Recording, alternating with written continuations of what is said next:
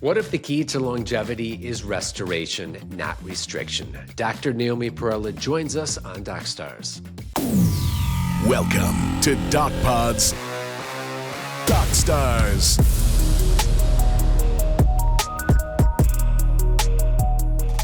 Hello, everyone. I'm JJ, and welcome to DocStars on the DocPod channel. Today's guest is Dr. Naomi Parrella, Chief of Lifestyle Medicine at Rush University and Chief Medical Officer at Zero Longevity. She's a double board certified physician in family and obesity medicine. Dr. Parrella has helped thousands rethink health, and incredibly, from willpower to biology, showing that lasting change begins by resetting the body's metabolic system. We're going to talk about a lot of that today. As a leading voice in fasting, insulin regulation, and sustainable lifestyle design, she's redefining preventive medicine for the modern world. And today we'll explore why metabolism, not motivation, is the real missing link, how hormones guide repair over restriction, and also where lifestyle medicine meets technology and coaching. So Dr. Naomi Parrella, welcome to DocStars. Thank you so much for having me. I'm super excited about this topic. Let's go.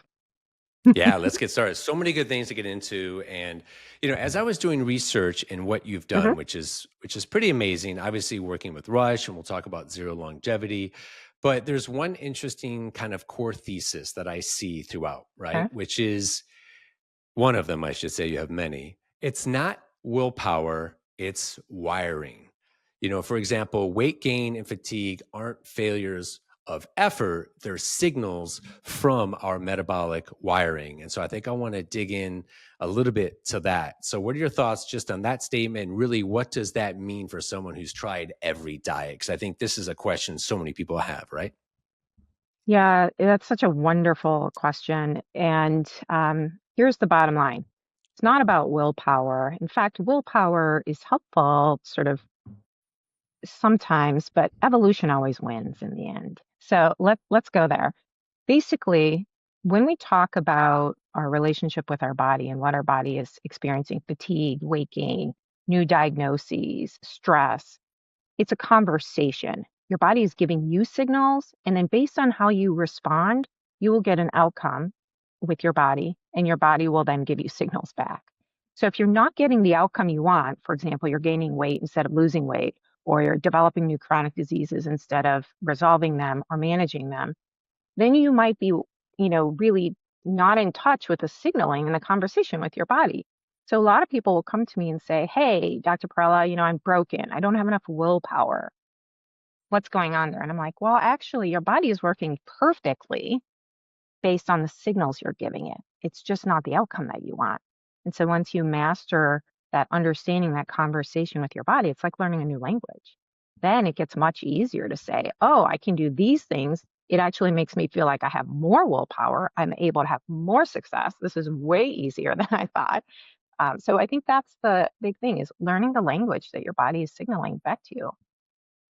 That's interesting. So how do we know what those signals are, right? We have to pay attention to those signals. And I think really something we talk about a lot here on DocPod and when I'm interviewing, amazing doctors like yourself, is that's the first step, is paying attention, right? Because Yeah. so many of us just don't pay attention to this stuff. We have to have more self-awareness. But what are some of those signals? Because, we talk about that. What do they look like? What are we looking for? And again, we're kind of generalizing here, but talking about what you Yeah. just mentioned. Yeah, so you can tell. So I like to think of health on a spectrum, right? Where one end of the spectrum is fabulous, peak performance, awesomeness. The other end is like really not feeling good and ultimately premature death, right? So you have this whole spectrum. Somewhere in the middle is where you have no more obvious measurable symptoms, like a doctor couldn't tell that there's something wrong with you, but you might not feel fabulous, right? But you could feel better. That area is where people get confused. They're like, "What's my body telling me? I just feel off, but I don't know why. I don't know what it means." So, those feelings might be fatigue. It might be the mood is different than usual or more down than balanced. You might notice sleep disruption. You may notice weird cravings or cravings to do things that are not great for you, right? It could be as simple as your blood pressure sometimes starts trending up periodically, or periods get irregular. or there's hot flashes. That's not only in women, right? Men get hot flashes too, of a different kind. It's different. But again, there's a whole wide range of symptoms your body gives you, and you would recognize them as things you don't like, right? So I don't like having heartburn. I don't like having IBS. I don't like burping and bloating. I don't like being stressed and having difficulty sleeping. I'm feeling disconnected from my colleagues and society around me. Whatever it is, those are signs. That's a signal. Your body is giving you very clear signals. Something needs to change. Please help me do that. Yeah, 100%. And I find it so interesting because we're all different, right? And this is something else Mhm. we talk about a lot. This is a individual kind of case by case basis because what might work for you may not work for me, and I always find that interesting because maybe I have a really fast metabolism, for example, talking about weight and different things like that, and other of my friends don't. So, when we talk about how does our body's wiring, like hormones or maybe stress or sleep, how does that control things that maybe a lot of us deal with, such as controlling hunger or cravings or energy? Because I'm curious about those specifics. I think that's interesting. Yeah, so all right, let's go to what does your body need to Mm. function? It needs energy. Energy in the body is called ATP. ATP has to be created from fuel, and fuel in the body can be either from our fat cells or from the sugars in sugar stores like glycogen. There's also lactate and other. We're just going to talk about the two main ones that the body will lean on. So if your body has knowledge that it has access to lots of energy and it's secure for energy for a period of time, it's going to allow you to do more things. It's going to boost everything, your mood, your healing capacity, your productivity, your relationships. Like you have the energy to go there. And that's when people say, I should start exercising. I think I'm going to go today, or I'm going to go for a walk, right? That spontaneous joy and energy, that's what the body is designed to strive towards. But if it doesn't feel like it has enough energy, then it's going to go into survival conservation mode and try to figure out a way to get you to get more access to energy. And again, energy comes from fuel. So 93 to 98% of the fuel stored on the body is in the form of fat. That means the majority of your body's fuel source is fat. Now, the challenge is you have to first burn through sugars to really tap into the fat cells. And when you are burning sugar, if your insulin is high because of the foods you might have just eaten, maybe because you had poor sleep, maybe because of stress in your life, maybe because of medications, if you have a very high stress response in the body or you have a very high insulin level, your body actually can't tap into fat cells. It's like you've shut off access to the majority of fuel in your body. Your body only has glucose and glycogen stores for about 24 hours. When you run out of fuel, guess what happens? You crash, right? So this is a really important thing to understand. If your body does not know that it has access to this massive fuel source on your body is going to be in conservation survival mode. It's going to force you, even though you think it's a motivation, discipline, willpower issue, evolution kicks in. It's going to drive you to have cravings so fierce that Mm. you cannot resist eating the foods that give you a quick sugar rush. It's never the Brussels sprouts, right? That's not what people are craving. People are craving the things that add fuel rapidly into your bloodstream. And that's where the challenge comes in. So energy, fuel, and insulin, they all go together. And that's the challenge, right? Like Yeah. nailing that, mastering that. Yeah. And having a balance, right? Yes, yes. So when we talk about metabolic flexibility, people ask me, what does that mean? It means, do you have access to your fat cells? Does your body have the experience of infinite energy, which is access to the fat cells? Even if you're normal weight, you have plenty of fat on the body to fuel you for about a year.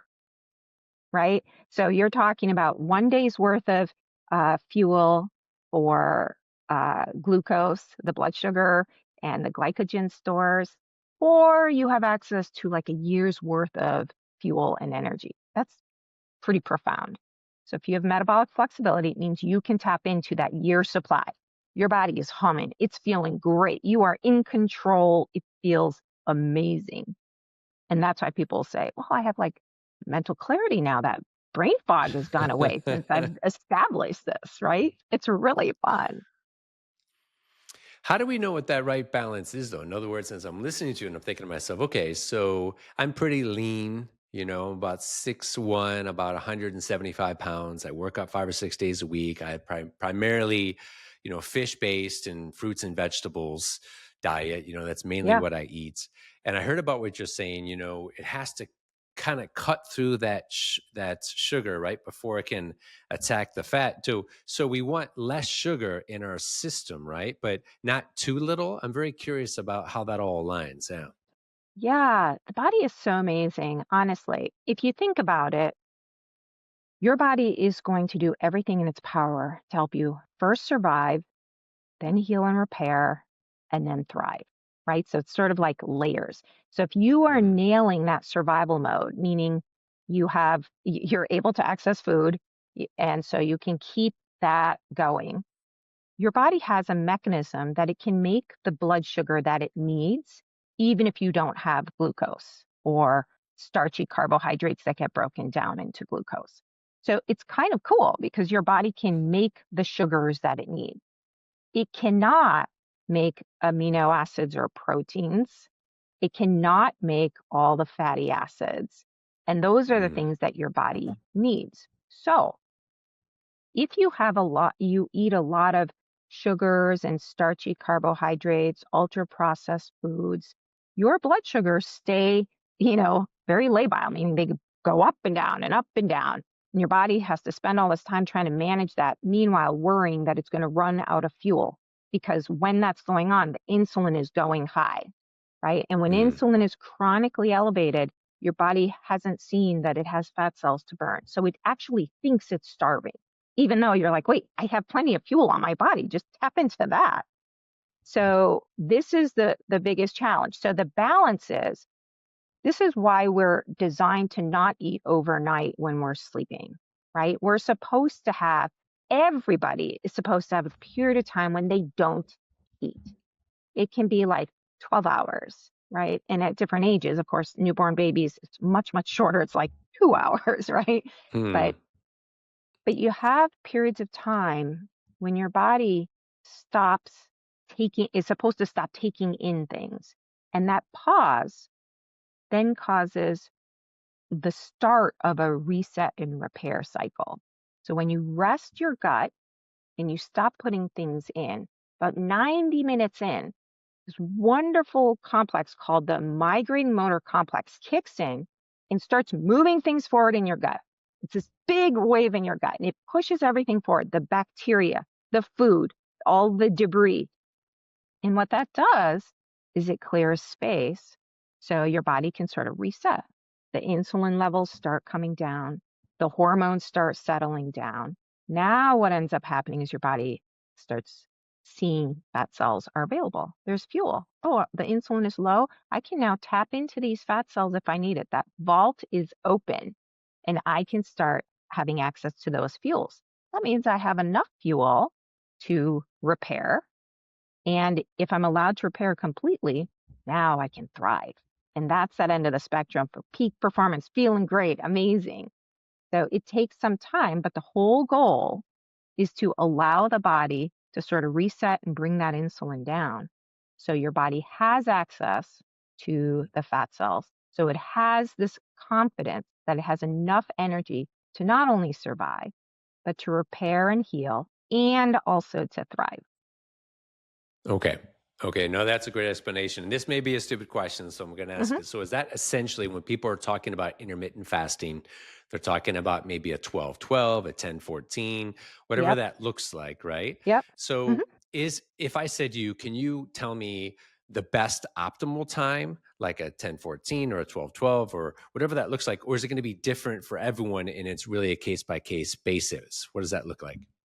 Yeah, great question. So it's a case by case basis, and it also changes over the lifespan, right? And depending on the different Hmm. stresses, some people will be like, I've been crushing it, I'm doing great, I'm all over it. And then suddenly I start having all these cravings, or I started being dysregulated with my sleep, or something's going on.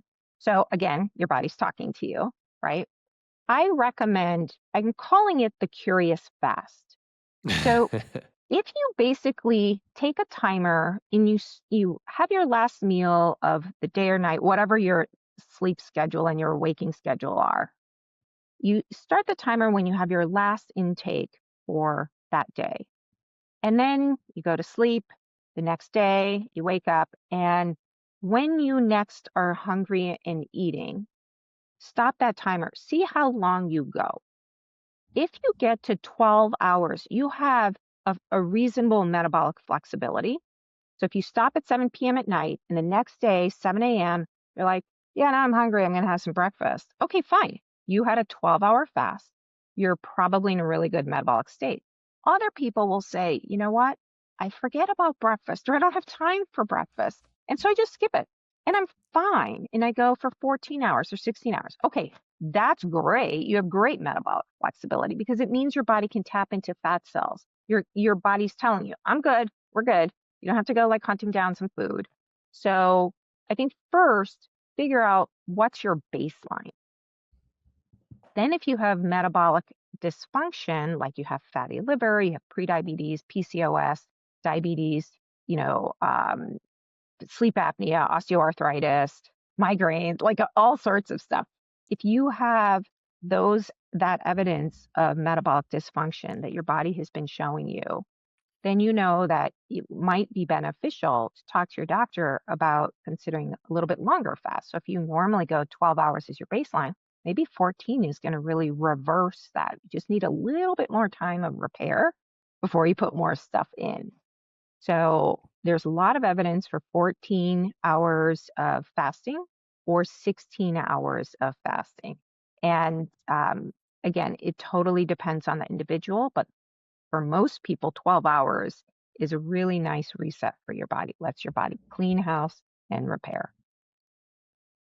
And is this every day or is this something, because I think I read conflicting reports, right? Mm, About, is this something I do every day? Again, it depends on the person, depends on yep, the age, but depends on the let's person. assume someone in their early 50s like myself, is this something I'm healthy, I need to do every day, or can I do a couple times a week to kind of do that reset?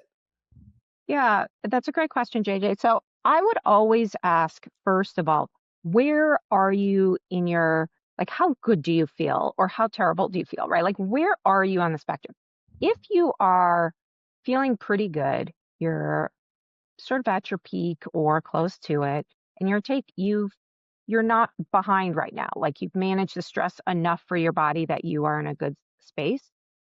You have more flexibility. You have more choices. You can flex. Some days you do fasting, maybe some days you don't. It depends on the day.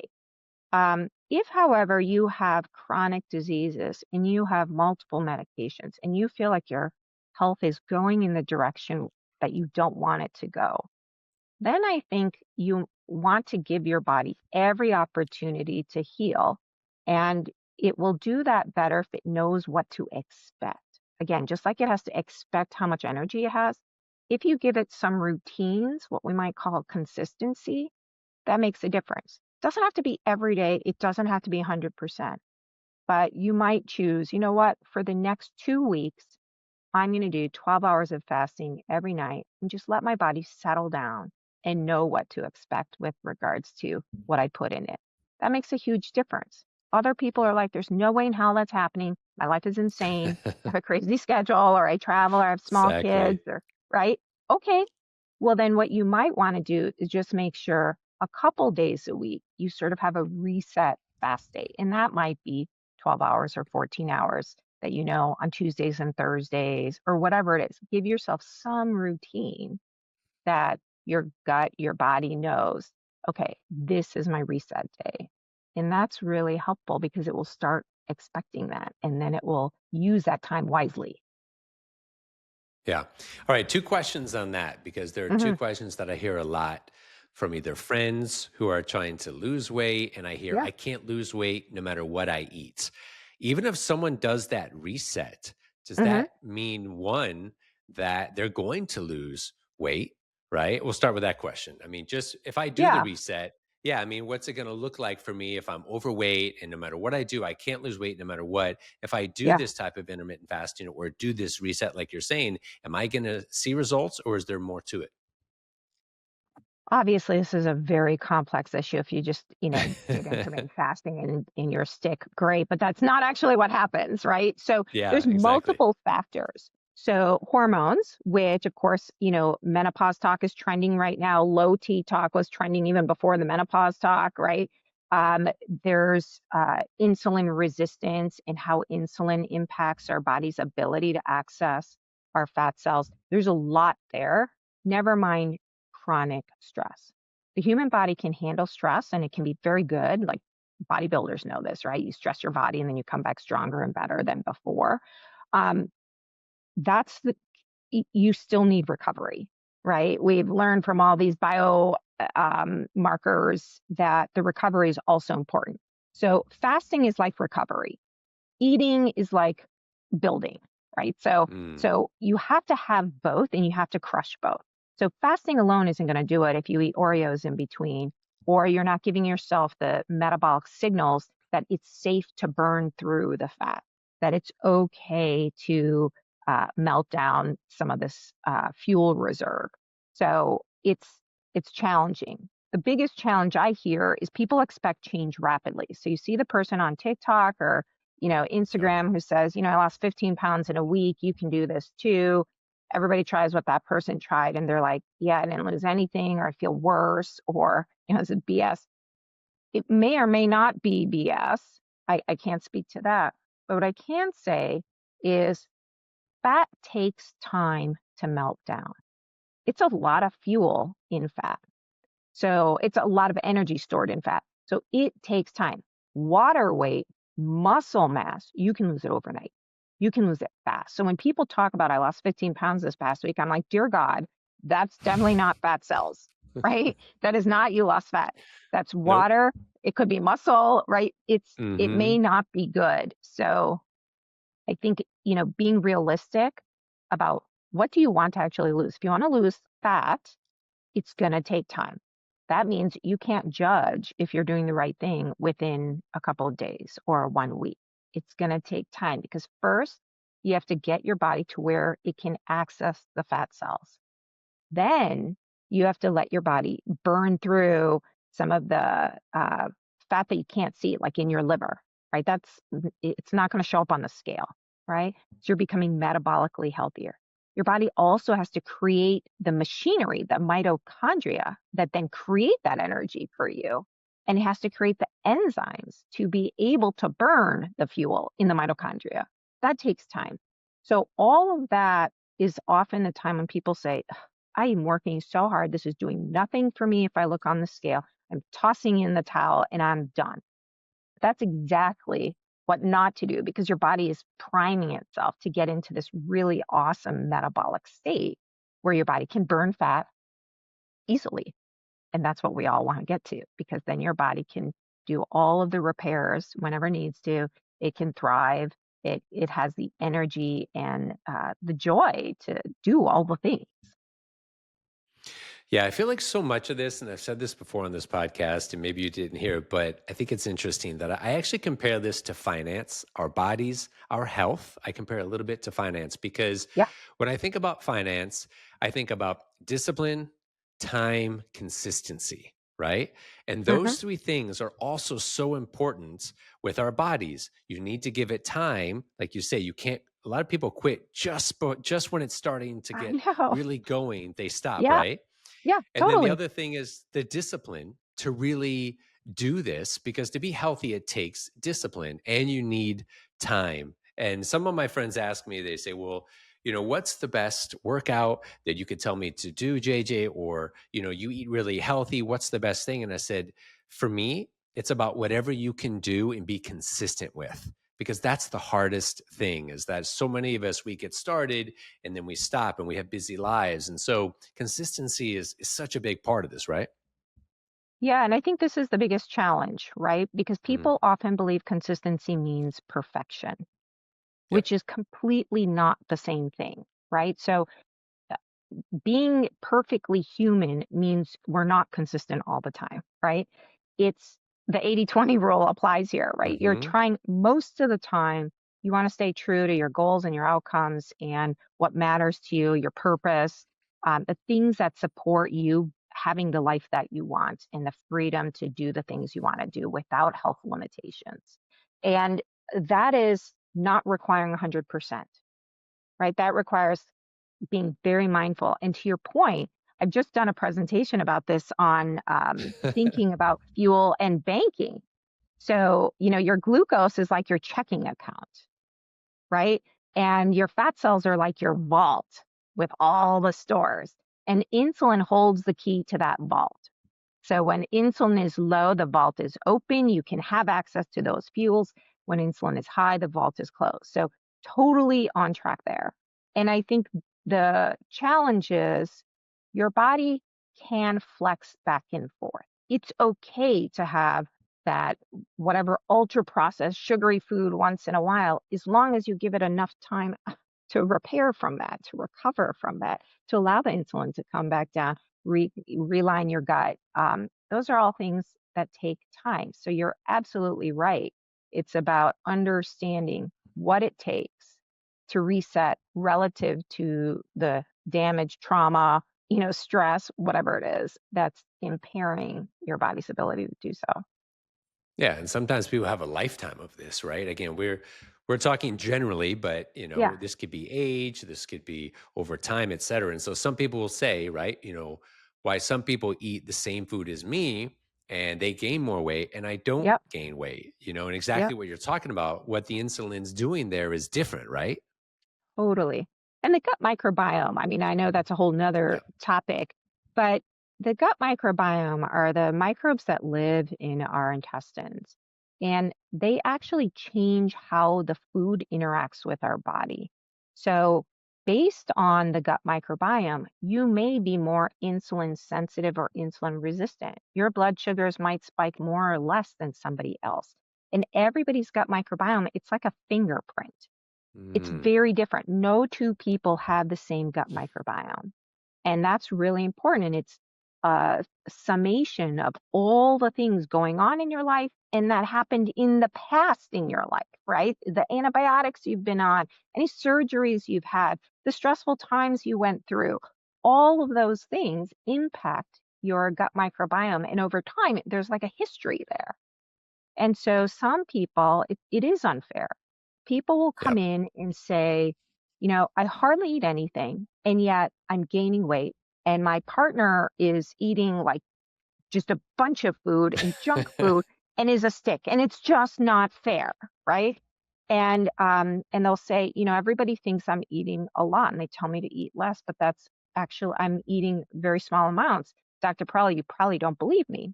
And I'm like, oh no, I do believe you. You're probably eating much less than somebody else.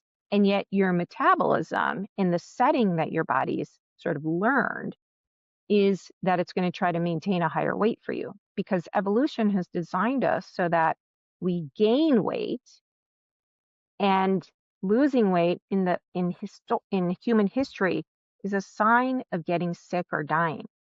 So the body has protections to try and protect you from losing too much weight, but it has a lot of abilities to gain weight and store fuel for you in case. Yeah. Yeah. And two things about that, as we just said. One, I think, is always balance, right? And then the second Hmm. thing I think that I also like finance is I don't think I always tell my nephews this. I'm like, you have to run your own race in life. Don't Yes. compare yourself to anybody else. And I think this is the kind of downfall of too much information with social media. We see everybody else who looks amazing and we think we need to Yep. look like Yep. them. And exactly to your point, we're not all born the same. So somebody can eat whatever they want, like my sister, and she never gains weight. And another friend of mine, they hardly eat anything. They just look at a dessert and they put on two Yep. pounds. And so what I Totally. tell them is, don't try to focus on looking like my sister in this example, but you can be a better version of yourself, right? Yeah. The possibilities are endless, right? And each person, their journey to that possibility that's right for them is really, really important. So I think about some people build muscle really easily. Will come to my office and Mm. they're like, Dr. Pearl, I don't want to start strength training because I build muscle so easily. So, but that's what I gravitate towards. I'm like, well, your body is meant to have a lot of muscle. That's great, right? That's a great glucose thing. That's a great way to make sure the fuel that you are eating ends up in your muscles and building muscle. That's fine.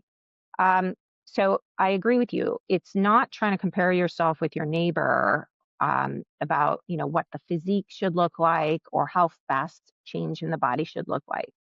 But I do think the idea of comparing ourselves to each other, it can be important when we can see it as possibilities. That's why people love to see Mm, makeovers, right? Or the before and good after point. pictures. If that's possible for that person, maybe change is possible for me too. So I think thinking about it as what's possible, it's possible for you to feel amazing.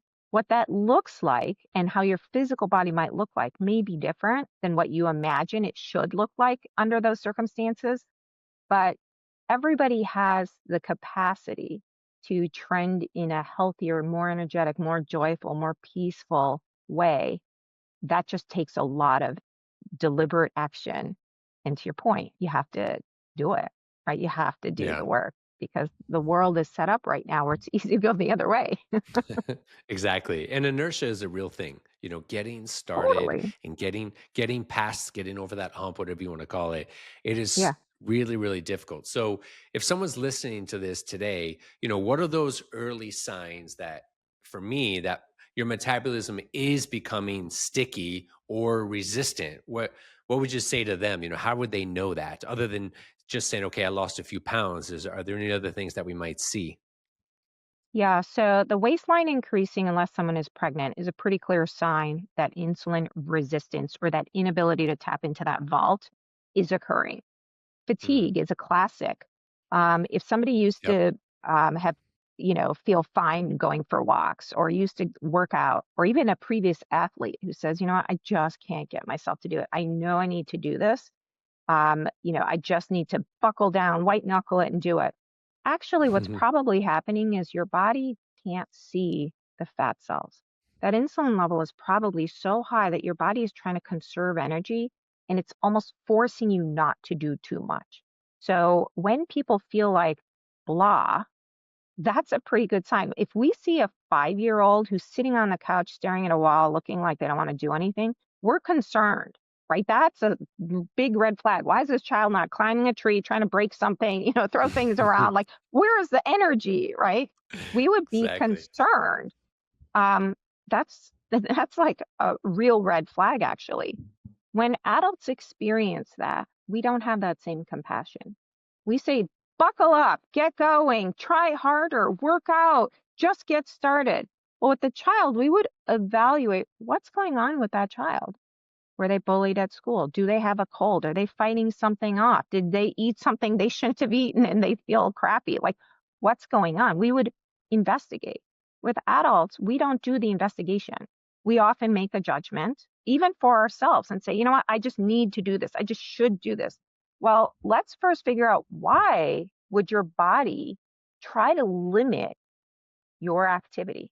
It's not inertia for just because. Nobody says, let me gain as much weight as possible. Nobody says, let me feel crappy and develop chronic disease.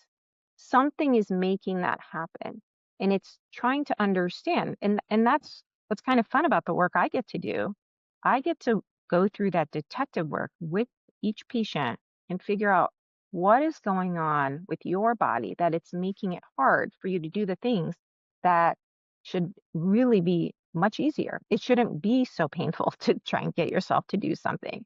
So once we remove the push and we actually figure out what's getting in my way, it's almost always about fuel access.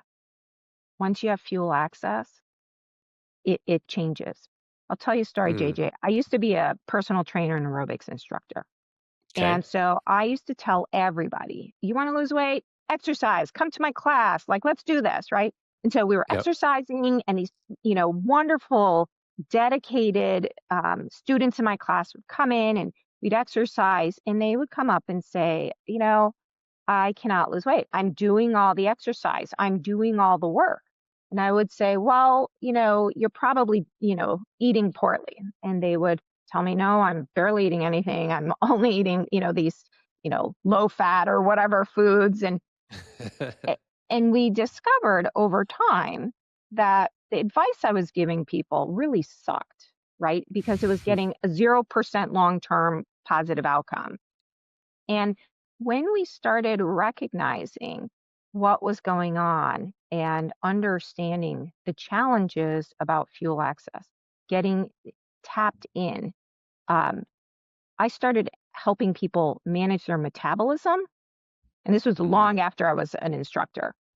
I started helping people manage their metabolism first before I told them to exercise more or eat less. And what happened? People started dropping weight. And they started dropping weight, feeling better, coming in saying, I don't know what happened, but suddenly, my brain is clear. I have energy. Dr. Parrella, I think I'm going to start exercising. And I was like, what? mm. So all the years I was pushing exercise, I had a 0% success rate.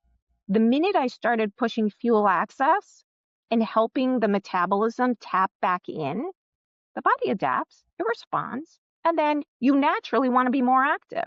So I have way more success getting people active by not focusing on the activity, but focusing on fuel access. Wow, that's really interesting because I think most of us just wouldn't think of that. We're thinking work out, you can then fix your metabolism, but if you Yeah. focus on that metabolism, that will actually push you into saying, okay, now I want to work out more, I have more energy, et cetera, et cetera. And so that's interesting because so many people always say, right? Oh, Yeah. well, you have a really fast metabolism and I don't. And they kind of leave Right. it there. Right. And I don't want to say that's their excuse, but it's different for everybody. Hmm. But we, just from what I'm hearing you say today, is that you can adjust that metabolism in a lot of situations, correct? And you don't have to say, okay, I have a bad metabolism, John has a better one, therefore there's nothing I can do. We Correct. can adjust these metabolisms, right? Right. And JJ, the thing about it is some people have taken really good care of their bodies, whether it's deliberate or they were just, it was sort of, they just are naturally gravitating towards the behaviors that really support the body. Other people, that wasn't how they were raised, or that's not part of their natural baseline. So they might have grown up with, mac and cheese in a box, or TV dinners, or hamburger helper, or whatever it is, right? And so those are processed foods that taste good for a reason, Mhm. um, but they dysregulate the hormones, the gut microbiome, the gut lining. It starts creating an inflammatory response. The gut microbiome gets disrupted. People start feeling inflammation, so they feel a little tired. So then they don't exercise as much. So then it gets easier to, um, not move. And then what happens is you start getting the cravings. You're eating more frequently. We've been told to eat, 6 times a day or eat like a bird all day to lose the weight. Mhm. All this misinformation, or starting the day with cereal or bagels or whatever it is that might not be right for that person at that time in their life, completely dysregulates the hormones, especially insulin. And from there, now your vault is locked down. And unless you know that you have the vault and how to get into the vault, you're in this vicious cycle. It just accelerates where your body's on chronic overload. It's stressed out. It can't manage. It doesn't have enough fuel. It only thinks it has glucose. It only thinks it's going to survive for one more day. Now your body is in this perpetual cycle. Add in on top of that stress, right? Mm. World events, work stuff, personal relationships, whatever it is. Now you have that stress. Yeah, your body doesn't want to use the one day's worth of supplies or financial resources, right? That checking account on getting you to exercise. It's going to hold back. It's going to be like, that's bonus material. Like we don't even have energy for that right now. We have all this other stuff we have to deal with. And so when we have compassion and curiosity about what the body's experiencing, why is it hard to exercise if you know you should exercise? You know it feels better after you've gotten into a routine of exercise. Why is that so hard? Not because people are like, I prefer to feel crappy. No, it's because the body's in survival mode and it's saying, you know what? I just don't know if I'm going to last another day because I don't have any more fuel other than 1 day supply. So that vault is locked down. You only think you have a checking account, not those savings, not the, reserves. That's problematic. And it makes sense that the body would be like, hell no, we're not doing exercise. Yeah, exactly. So I've read that, and I love talking about fasting because I think it's such a topic, and I hear so Oh, many of my yeah. friends, and I see it so much online. And I've read that fasting isn't punishment; it's permission for the body to repair, right? And I know you were talking about that, and you describe fasting as giving the body a chance to clean up. So Yeah. is fasting, intermittent fasting, Mhm. is that a tool to then fix that metabolism either directly or indirectly, or make adjustments to it by using fasting? Absolutely. Okay. Fasting, I think, is natural. I mean, this is why it's lasted for thousands of years, right? It's the one constant health treatment, assessment, tool for Hmm. millennia. There's nothing else that's consistent through that time, right? Fast, fast, fast. It's in religion, it's in, Hippocrates, like everybody has been talking about fasting for thousands of years, no matter where on the globe you are. And they might call it something different, but it's essentially pause from eating food, right? And so, yes, when you fast, you give your body a rest so that it can actually do what it's supposed to do with whatever's already in the intestines and in the rest of the body. It gives you an opportunity to repair because you're not putting gas on the fire, you're not putting salt in the wounds, right? So any wounds have a chance to repair. To your point about time, right? It gives it time. And then on top of that, you have time for a reset. So all the waves pushing everything through, it's like your gut, your body gets to start on a clean slate after Hmm. the fast. And that's really cool because it's natural, it's free, it's available to everyone.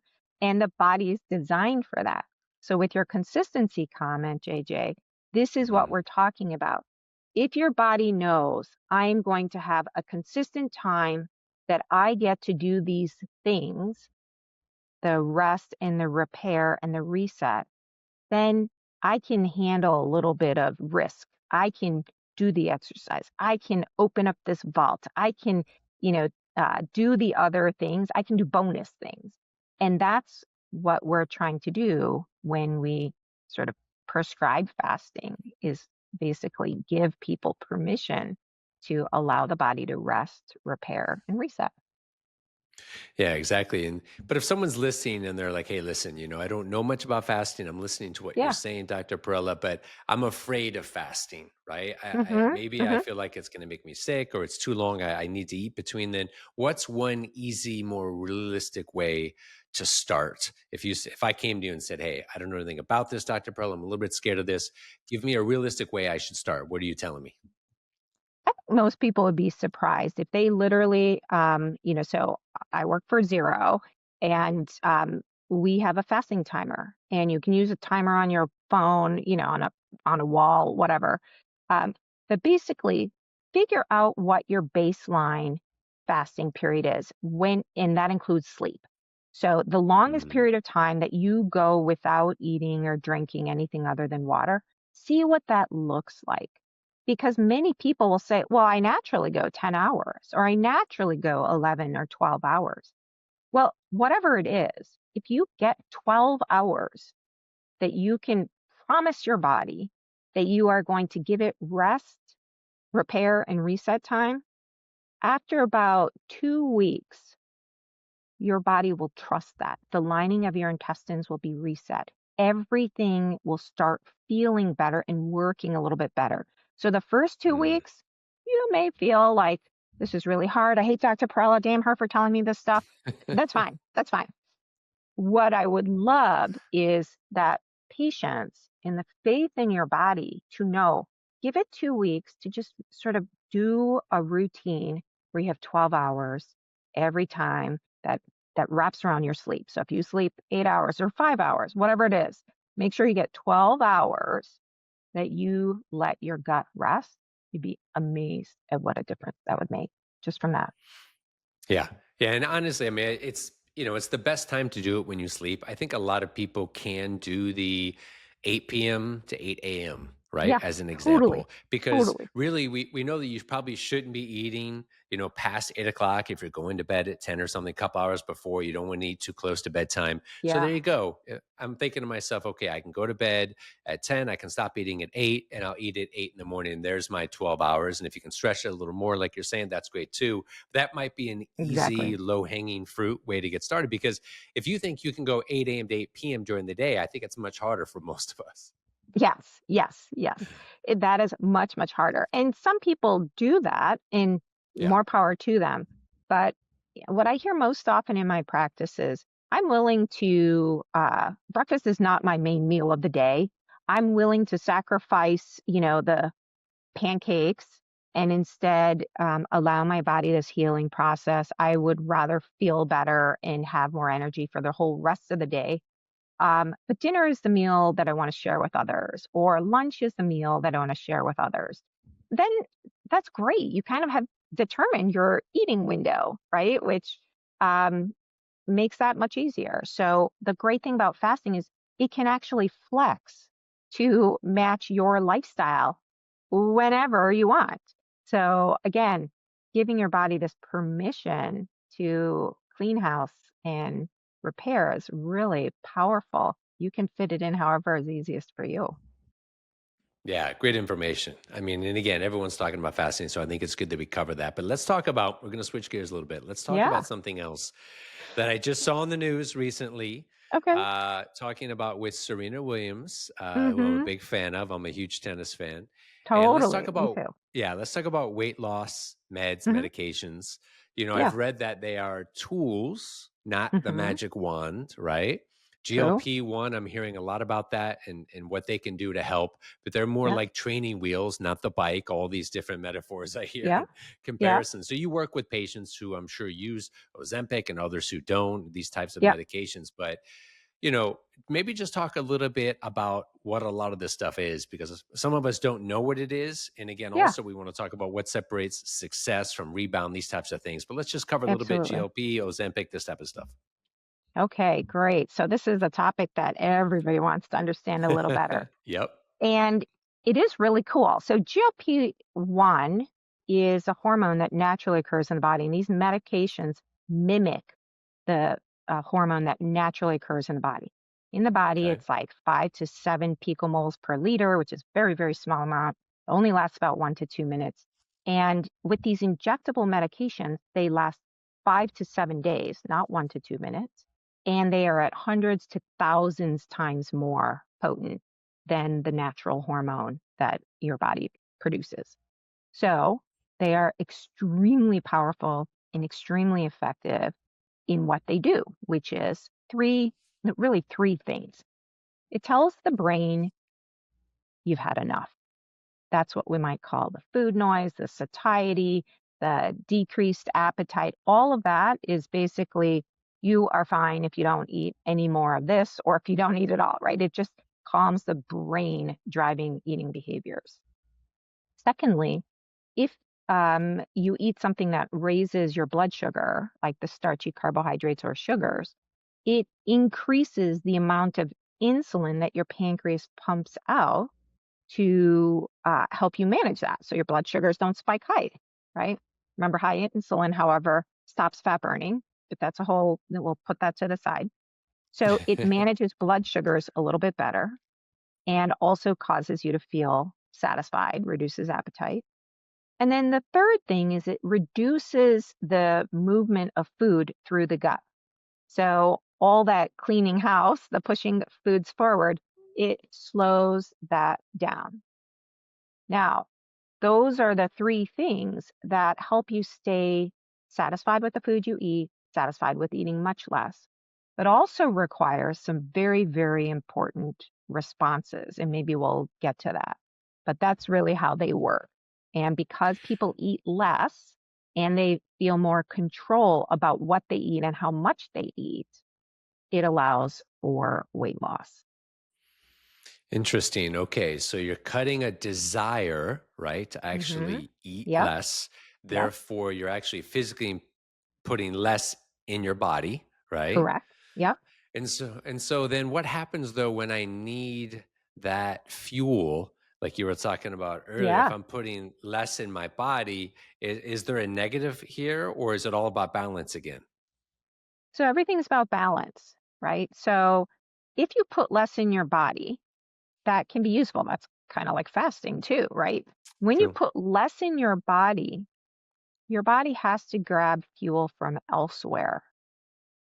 If your insulin is high, it can't get it from fat cells, so it will have to get it from your muscle. If, Mm. however, your insulin is low, then your body will burn fat for fuel as it prefers to do.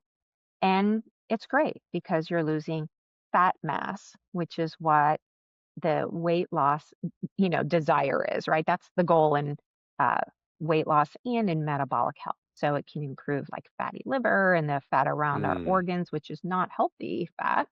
And so that's the stuff that is beneficial. But again, it depends on how you go about it and how you achieve that. If you are not putting protein into your body, then you're going to lose muscle for sure. And that's the challenge because it means you have to be very deliberate about what you put in your body. Yeah, that's really interesting to think about how it attacks fat versus muscle, low insulin, high insulin, et cetera. So, Yeah. yeah, and again, this has to be intentional, right? So, what do you think is the biggest misunderstanding about these medications that if I said to you, hey, Dr. Perler, we want to clear this up today because Yeah. maybe people have a misunderstanding. What do you think that is that you would want to clear up to make sure you know that, hey, I've got the evidence, I've got the data to back this up, these different misunderstandings about these types of drugs? Yeah. So a lot of people think if you just get on the drug, you're going to lose a bunch of weight. It's going to be easier. My best friend had that happen. My neighbor had this happen. A family member had this happen. All these success stories. Yes, you will lose weight. Absolutely. You may not lose as much weight as somebody else. That doesn't tell us if it's working or not working. You might be losing fat mass and not muscle, and your friend who's losing a lot of weight might be losing muscle, right? We don't, it's different in each person. What's most important to understand is regardless of which med you're on, you will at one point have an adaptation where the med starts being less effective. And then it's about what your behaviors are at that time, right? So that's a really important thing. We also don't know how to keep the weight off if you come off these medications. So a lot of people think I'm going to hit my goal weight and then I'm going to come off these meds and I'm going to be a transformed person and I won't have to do anything else and it's going to be all good. Actually, no. Come off these meds, the evidence is pretty clear. You're going to regain the weight. Now, are there things you can do to mitigate that and reduce that weight regain? Probably yes, but unless you work on it and establish those patterns and make it super easy and habit forming for you beforehand, then once the medication is not as quote effective or your body is adapted to the effect, then problems will occur. So I think Yeah, it's thinking about the long term is the key. yeah, that's a really good point because again, I think, the time to make those really good habits, hopefully is before, but if you got to that point Yeah, where you're on these types of medications, is while you're on them. Because like you say, if you totally. wait till the ends, you need to form, habits can be good or they can be bad.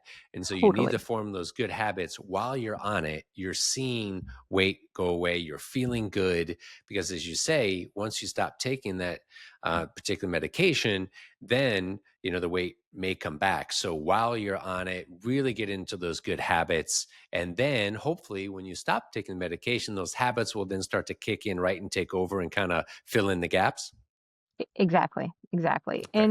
It's really about establishing habits when it's easiest to do so. So during the time that Oreos just aren't that interesting to you because you're on these medications, right? That's a good time to find what are the things you do love, and Yep. find your new recipes and get that activity going, all the things. So I think it's a really wonderful opportunity and a great tool if used properly and safely. But a lot of people aren't informed before they Mm. start the medicine, and then it's hard to backtrack and try to build that in when it's later. Yeah. And what about the time of this? In other words, if someone's like, okay, I'm going to start taking this, do we have enough data on this or enough evidence? Because I know it may not be that new. We've just heard about it, but I'm sure this has been studied for years already. But what's the data say in terms of I can actually take this for a very long time and be okay? Or is it really for just a short period of time? Is that what it's meant for? What does that look like? Wow, that's $1 million question, JJ. We have had this group of medication. The first one was called exenatide since 2005, I believe, Wow. when the FDA approved that for type 2 diabetes. And that was, definitely what we have now is a lot stronger. It lasts for a whole week. That wasn't even lasting a whole day. So it's very, very different. Ozempic was FDA approved in 2017. So we don't even have 10 years of data of large volumes of people using this medication for extended periods of time. So we're learning as we go. And early on, there were concerns of malignancy risks, like pancreatic cancer, thyroid, medullary thyroid cancer. There were risks seen in rodent models, mice and rats, that were concerning, and we don't know, right?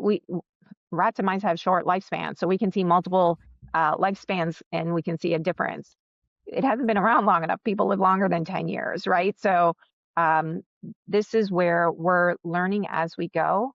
What we have seen is just like other weight loss medications that have come through and that are still on the market, when you stop taking the meds, the weight, it's you haven't transformed your physiology, Mm. permanently. It's a temporary thing while you're on the medication. And so again, it's a longer term plan. Yeah, that's a great takeaway for this. If I'm listening, I understand a little bit more now about, okay, I can take this during this period of time, need to have good habits during it so that eventually when I'm off it, those habits have kicked in, as we said. But again, hopefully we'll learn and we'll get more data on this. But if someone, and this will be the last question on this, if someone's Mhm. considering it, Yeah, how do they know if they're ready or not? I mean, obviously, you want to talk to your primary care provider, local physician, et cetera, your yeah. your main doctor. But how do they know if they're ready? Like anything, they shouldn't just start taking stuff. What are your thoughts there? Yeah, I think it's really important to talk to your healthcare provider and understand your own health. Now, some healthcare providers don't they don't focus on weight management and metabolic health as their primary focus, and they shouldn't. They have other things they're focusing on. Yep. Those of us in obesity medicine and endocrinology, we have really been diving in deep here. And so the most important thing is to make sure that your body has the capacity and is able to get that insulin down at some time of the day. So I check a fasting insulin level on all of my patients to make sure I can see if it's sky high, then I know first we have to do that before we start these injectable medications. It's not standard of care, but that to me, physiologically, I want them to burn fat, right? That's my primary goal. The weight on the scale, I don't care if it's dropping, if it's muscle mass. So I want to see fat mass going down. So we check body composition, we measure the waist circumference. We want to hear, are you eating enough protein? We want to make sure you're getting enough hydration. So we check kidney function as well and liver function, even before we start these medications. We also want to make sure that you're not eating too close to bedtime. So there are some habits that are really important. If you eat within 3 hours of bedtime, because this food doesn't move through very quickly, it's going to wash back up in your throat, right? And it's going to erode. Your stomach acid is very corrosive. It's going to start breaking down the lining of your esophagus and even higher. So there's certain behaviors that people have to master to make sure they take it safely. And there's certain things we assess ahead of time to make sure your body's in the state that you can get the maximum benefit from it. And then once you're there, then we would start the medication if that's appropriate for the individual. Yeah, great advice. Always start with your personal doctor, your Yep. primary care provider, and start with that. Okay, so let's talk a little bit about something that I've been kind of diving deeper into probably the last 5 or 10 years. I worked for 21 years on cruise ships as a cruise director. So Oh my I had gosh, how fun. I had very little sleep, Uh-huh. because that job is you're working till midnight and I'm up at 6 or 7 in the morning, maybe earlier, and Yeah. you're working 14-hour days, but you love what you do. Yeah. And I didn't get a lot of sleep. And so when I got off of ships about 10 years ago, I started looking and diving deeper into sleep because Mm, I want to talk about recovery and resilience. They say the new yes. pill is still sleep, right? Sleep, Yep. light, stress, which you talked about, and Yep. something I'm Yep. big on, purpose, are as Mm-hmm. powerful as Totally. any prescription, any medication that we take. So I've even heard you say, I've read articles. I read one yesterday when I was doing my research on you, and you said you can't out supplement bad sleep. So for those True. listening, Yeah. why is that? Let's talk about the importance of sleep and exactly what we just addressed. Yeah. So sleep is basically fasting for your brain, right? Mm, It's and your brain is very busy, just like your gut is very busy when you're fasting. It's doing all the repair and recovery. It's doing a scan of the whole body, figuring out what's going on. It's actually clearing out things that can lead to dementia, right? We've learned about the mm, glymphatic system, where it's basically your brain's ability to sort of go around and clean things up and take away all the debris. And um, when we don't sleep, the whole system is disrupted. Your hormones have no idea when they're supposed to be high, when they're supposed to be low. We can go outside and get light in our eyes to try and set that. But if you don't give your body the time with sort of the no input time, it doesn't have an opportunity to focus on the rest of you. It's got attention deficit disorder, right? It's looking around, you know, taking in all the inputs, whether it's from your television, your computer, your phone, your friends, whatever it is. Sleep is the time that you shut off a massive part of your brain that's taking in inputs from external. And mm, so sleep is so important because that's the time your body takes care of internal you. It goes around and it pays attention to the inputs from inside of you instead of outside of you. And once it has a chance to do that, it can know where to deploy resources, where to deploy the defenses, where to send the repair. Like that's the purpose of sleep. And we know that if somebody has poor sleep, it leads to increased risk of stroke and heart attacks. It can increase depression and anxiety. It increases the risk of prediabetes and diabetes, high blood pressure. Like there's so many things because the body can't regulate itself if it doesn't have a routine of sleep and rest or recharge. You made a perfect word there that I love, which is the right amount and thinking about consistency. Because I spoke to a Yeah. longevity expert a while back and I said, but tell me though, is it? I always thought it was about the amount of sleep that you get. And he said, yes, that is very important, but also just as important is to try to establish consistency in your sleep. Either the time that you fall asleep or the time that you wake up, that can almost be as important as the amount of sleep. What are your thoughts there? Yeah, I have mixed opinions in this space. So these are Okay. opinions. And so, Yep. and I'm not a sleep medicine doctor. Um, but what I understand is if you get enough sleep, meaning you feel rested and you feel energetic during the day and you are able to do the things you need to do, that's enough sleep. You're getting what you need for the level of stress in your life, whether it's known or unknown stresses, right? Your body's fighting off an infection or your boss is, mean or whatever it is, right? Like there's a wide range of stresses your body is managing at all times. If you feel like you've had enough rest, you'll know. And that can change at different times. So people who have, let's say, small children or they're caregivers and they have to wake up Mm, multiple times throughout the night or they're doing shift work, they often stress about the fact that they can't get consistent sleep all the time, the regular hours. And I think, yes, that's true. Your body is not designed to completely fail because of that, right? It it knows how to manage times of disruption and dysregulated sleep because we all, at some point have that in our lives. What's important is that you do get rest at some time. And even if it's just closing your eyes and removing the external inputs, that's the carve out for that is very, very important. And the more consistent it is, the quicker your body goes into repair mode because it's not trying to guess, is this a rest time or is this just a brief moment, right? So that's why the consistency is important. It's just you get more bang for your buck if it's consistent, but it doesn't mean that's the only way to get that benefit. It just means you get more for, less effort basically from your body. Yeah. And again, I think it's different for everyone, right? Literally, my Totally. stepmom sleeps like 5, 6 hours a night, and she seems to Mhm. have endless energy, and she's in her late Yeah. 70s.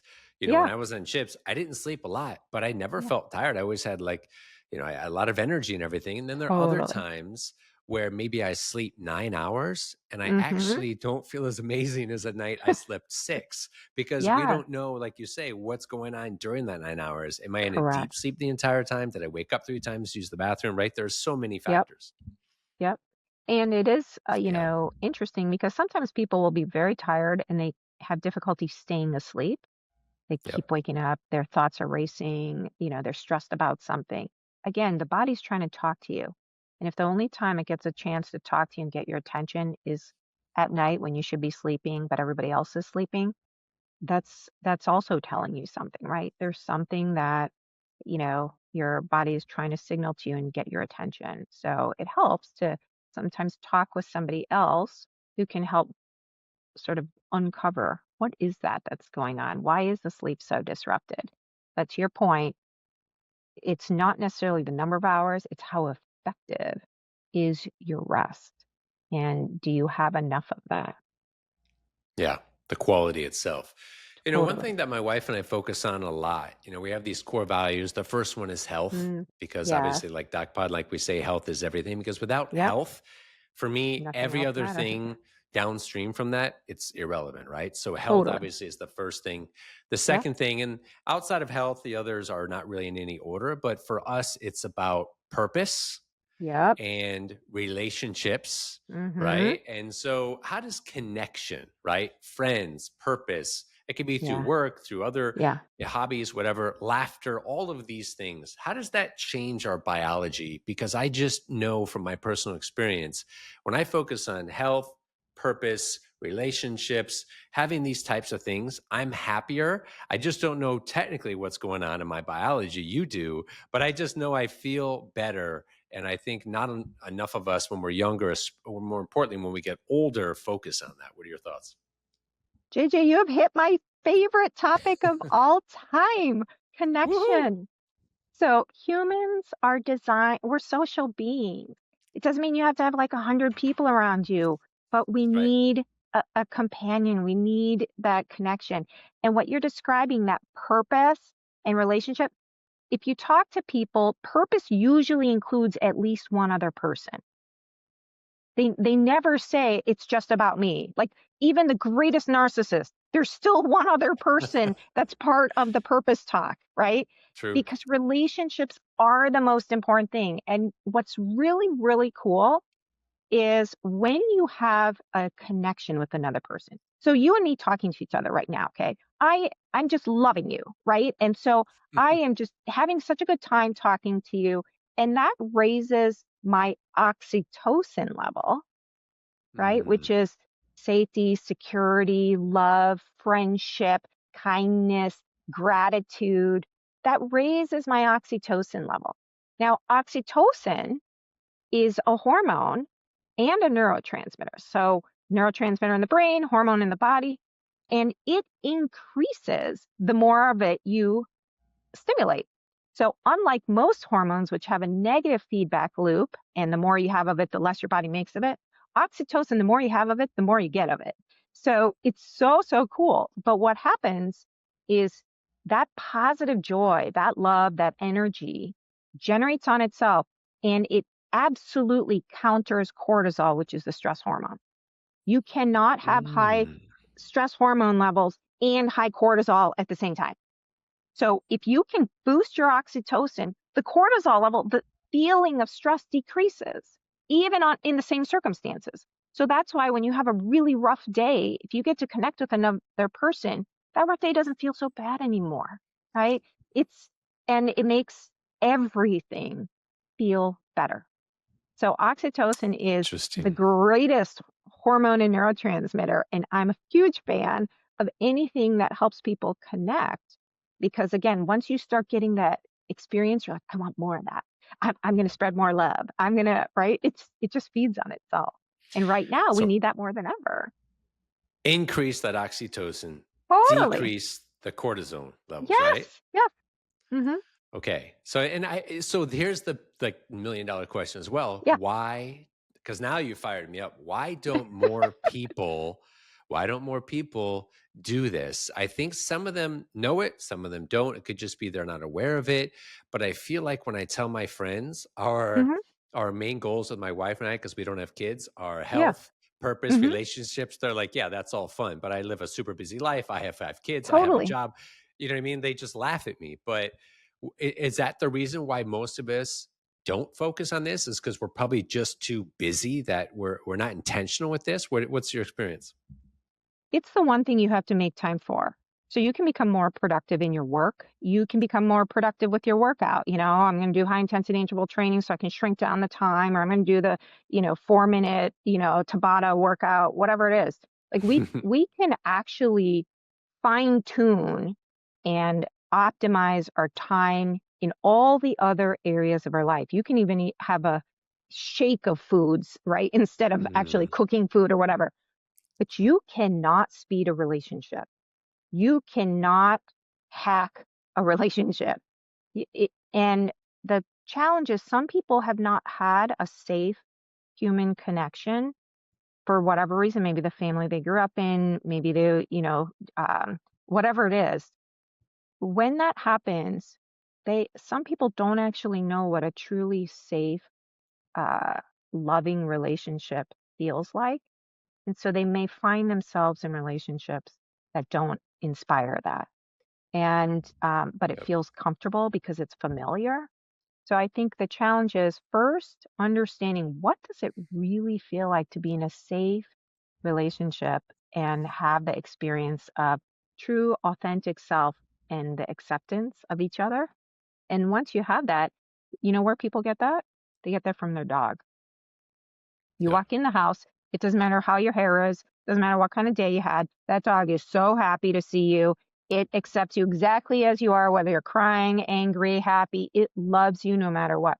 That would elicit oxytocin, right? So some people, that's what they do because they don't have that in other areas of their life as much. Yeah, exactly. And I think, again, a final thing on this is that I think a lot of us find it, and I'm seeing it with my parents and a lot of older Hmm. friends and parents of my close friends, is that I think it's easier to find that when we're younger, right? Because we're in Yes. school and we find our connection through there, through Yeah. school, maybe through sports, right? All these things that our parents push us into or we somehow find our way into. And then after that, it becomes because of business, right? Your Yep. work, you meet your connection at work, and many people meet their spouses there, like my wife and I did. But Yeah. where I see the disconnect is when people retire, Dr. Perella. I've Hmm. seen it with some of my own family members, and I've Yep. tried to guide them out of it. And it is very hard to do because once they retire, if they don't have a plan for what Yeah. I call purpose projects, like my Yep. wife and I are Yep. already designing, even for 10 years from now, if you Yep. don't have that, and that's all some of my friends' parents, I'm like, listen, you can live till you're 80, 85, 90. And if you retire at 65, that's a lot of time to do Yep. nothing, to have no Yeah. connections with people, to have none of these incredible relationships. And Yep. so people really have to kind of be intentional, right? And really look at this, especially the older we get. Yeah, that's such a wonderful point. So, retirement is actually permission to focus on your own projects and contributing what your gifts are, what your learnings are, what the generations behind you, right? So, it's a really, really wonderful time. And the key again is being connected. So recognizing retirement, if we're lucky, we get to retire. And that's a time when everything you do is you have to do it. Like there's no structure around what retirement looks like. So you have to decide, what do you want that to look like? And if you build around your health and human connections and relationships and that purpose, you will have an amazing retirement. And these are, you know, just gift years. Nobody's expecting anything from you, right? So it's everything is bonus. And you get to choose how you spend that time. So how you proportion your time. And I often talk about, like, at the end of life, we all want, sort of that last day might be you wake up in the morning, you Mm. hang out with the person live with, your partner, a friend, your dog, whatever it is. You might have, a cup of coffee or tea, maybe read or do whatever it is that's interesting to you, go for a walk, talk to your neighbors, and maybe in the afternoon you're going to have grandkids come over or friends that you get together with, or, you go watch the sunset, whatever it is. You have a nice dinner, time together with your partner, friends, whatever, and some solitude, some time to just reflect on your day. You go to sleep, and the next morning you wouldn't wake up, right? That would be like a great day, Perfect. right? The greatest way to go. That included health stuff, right? Engaging with the external world. That included eating foods that supported your body and that you don't feel crappy after. That included relationships and connecting with living beings, and maybe gardening, maybe, whatever it is. But that is exactly what you get to design in retirement. But all of that requires planning and being deliberate about it. Otherwise, when people retire, what often happens is other people have an agenda for your time. Suddenly, they know you're going to be free. So they might be like, oh, you could, can you watch, my dog for me? Can you take care of my kids? Can you, help me with whatever? Or you feel like you have to go to your doctor's appointments, and we forget to carve out the things that are most meaningful. And to your point, it's about health, purpose, and relationships. Yeah, it's such a big part of it, And again, I think when I'm listening to you in this conversation, a lot of this is just paying attention and being Hmm. intentional and planning, plan your Yeah, work your plan, and to realize that you have to pay attention to these things, the yeah, sleep and the diet and movement and connection. All of these things are intertwined, right? You can't just do one totally. great and let all the others fall off. There has to be a great balance. And so, towards the end of the show, I want to talk a little bit about what you're doing, with zero longevity, and obviously where you're working with Rush there as Hmm. the chief lifestyle medicine, which I think is pretty cool. But in terms of scaling health, right, turning Yeah. doctor visits into daily habits, and I'm a big proponent of habits. Again, there are bad ones Yep. and there are Me good too. ones. But if you can focus on really good habits, they will stick with you for a lifetime. And conversely, if they're bad, they'll affect you for a lifetime. So, Yeah. I know that you're turning science into these small, repeatable systems, which is what I love. You lead both a hospital clinic and a tech company, and I'm a bit of a techie on the side, so this interests Awesome. me. Yeah. How do Yeah. you translate personal coaching, right? And these types of things into digital habits? Is that a weird question? Do you understand what I'm saying? No, I understand what you're saying. So Okay. basically, so here's the thing. I have these clinics, and, we have 8 clinics, a lot of providers. We are taking care of a lot of different people from all over, different backgrounds, different cultures. It's fantastic, and learning a lot. The challenge is we don't go home with them, Mm, right? Things happen in between visits. People have questions. There's, in between touch points that need to happen that we can't do from a clinical standpoint. Could I have them come in more often? Yeah, but then fewer people could be in our practice, right? So what yep. happens? People get frustrated they don't have access to their doctors. And the challenge is not, okay, try to squeeze in more people into the time. It's actually try to distill what people need to know, answer the questions that we've learned from experience and history, and put them in a place where people can access, they can track what's going on. That's what we do in a doctor's office. We have a chart to track progress over time and to recognize when things are going not in a great way. Well, that's what's so great about digital. You can actually use that to support all the efforts. And that's what we're trying to do with Zero is, fasting is the foundation. It's a reset. Once you know that, you also need to know what to eat. You need to know what Mm. to do when you're, not fasting. You also need to know what do you do whether you're fasting or not, whether you're on these medications or not. Those are all touch points and questions that we can solve digitally.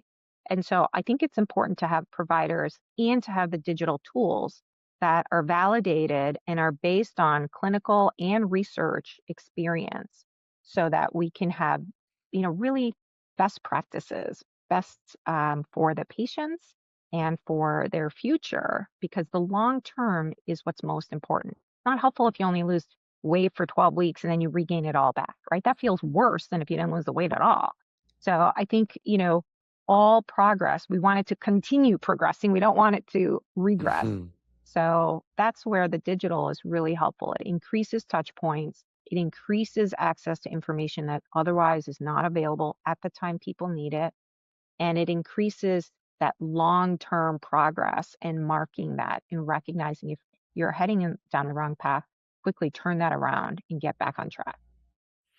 Yeah, these digital tools are so important. I know a lot of people Hmm. are scared that I'm not digital, but you can work with your doctors. And exactly what you said, it's about having access to all of this information through across all of these touch points. Every time I've really Totally. made good decisions is when I had really great access to great information to help guide me with my decision, right? And Yep. so Yep. if I'm away from my doctor, but you're giving me a digital tool to really track that. We've seen so many, and this is going to continue to only thrive, I hope. It Yep. just makes a really great point because now doctors have so much more information besides that 20 minutes they had with you in their office, right? And they're going to have a collection of data that they can then track. Well, that's what I love about what you're doing with DocPod, because I think, the key here is people want they have answers when they're in the doctor's office. They step out and then things happen or they have questions that come up and they're curious and they're like, where can I find more information? Am I going to go Mhm. to TikTok? Am I going to have to subscribe to the New England Journal of Medicine, which is too expensive and I can't understand what it's saying anyways? Like, where do I get the information? How do I figure this out? And we needed, over time to start accumulating this understanding, the knowledge, the wisdom, not from an influencer standpoint, but from a Mhm. data driven, experience based, validated in the clinical arena. What is it that we know now? It might change over time, but certain things remain constant. We all need sleep. We all need to eat well. We all need fasting times. We all like these are things that help. And the human connections, again, creating that and sharing the information from validated sources. That's what people are looking for. They want to learn more. Yeah, I agree 100%, and that was a great advertisement for us, but thank you very much. But no, it's true though because that's why we started, DocPod. Exactly as you said, we think that there's a lot of misinformation out there. There is a lot Hmm. of noise, and we want to Yep. cut through it and get to the signal. And yes, Correct. there's going to be AI, and I think it's going to help tremendously. Yep. But at DocPod, what we want to do is we want our AI to take all of this incredible information of us having these conversations and guide you to the right doctor with great information that's board certified, evidence based, data driven, as you said. And that's such an important part of this. So as we near the end here, if someone Hmm. feels stuck and they're listening to us today and they have low energy, they have cravings, they have a plateau, what's a piece of advice you would give them right off the bat to say, okay, I need to talk to you further, but I can tell you right now, maybe you should try doing this. What would it be? The first thing would be see if you can decrease the amount of sugar in the diet. Mm, That would be the number one thing. And I don't mean have smaller amounts all day long. I mean increase the number of hours you go without sugar. That would be the okay. number one thing, which would have the biggest response in the body. The second, and simultaneously, that goes in line with the fasting, right? So Mm, those are the two things. So depending on what's easier for you, get to a 12-hour fast or get to 12 hours of fasting from sugar. It's the sugar the constant bombardment of sugar, that if you could decrease that, you will make a big difference. Hmm. Interesting. So sugar is that important, right? Just really Oh, yeah. decrease that amount of sugar. Mhm. Yep. Yeah. Yeah, and it's so addictive, right? I mean, it's Oh, in so many things that we eat, and it's not just sweet things. I mean, I think there's yeah. sugar in savory things too, and that's confusing for people. Yeah. I learned, some tortillas have sugar in them from a patient of mine, and it was, reported as, I don't know, a health food. And I said, anytime there's a label on the food that's highlighting that it's healthy, that's already suspect, right? You got to really like dive deep there. So, um, but yeah. Yeah, couldn't agree more. All right, so let's wrap up for today.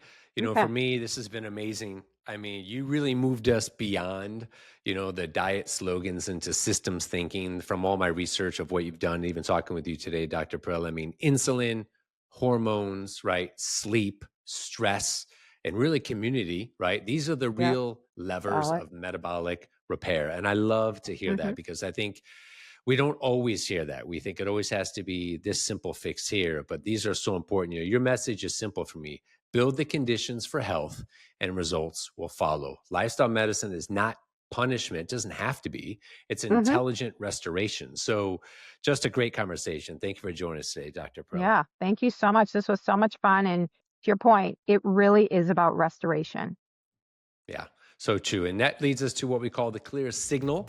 Pick one rhythm you can keep for 30 days, right? Keep a Hmm. sleep anchor, right? A daily Yep. walk, a certain movement, or what we talked about, the 14-10 eating window. And Yeah. then focus on that, track your energy, right? And mood, plus maybe another marker. Small, consistent signals do compound. Start with rhythm. You can layer after that. So a special thank you to Yeah. Dr. Naomi Parrella, Chief of Lifestyle Medicine at Rush University and Chief Medical Officer at Zero Longevity, which I definitely want to find out more about. We might even bring him back on for that. And as always, please like and subscribe Fun. so we can continue bringing you conversations with top doctors like Dr. Parrella and healthcare leaders from around the world. As always, follow us using the @ or hashtag DocPod Health and the DocPod channel because health, it's everything. Thank you. Celebrating the world's best. This is DocPod's Doc Stars.